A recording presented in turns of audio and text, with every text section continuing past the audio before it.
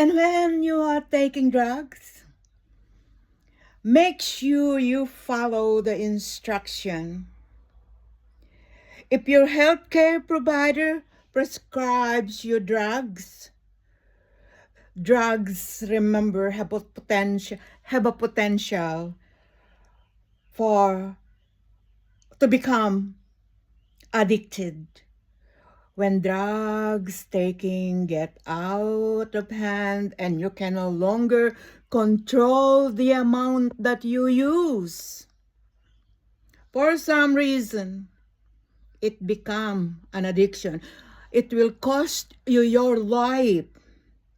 It will affect the way you think, the way you make decision. It affect the way you perform your job. So be careful when you're taking any drugs.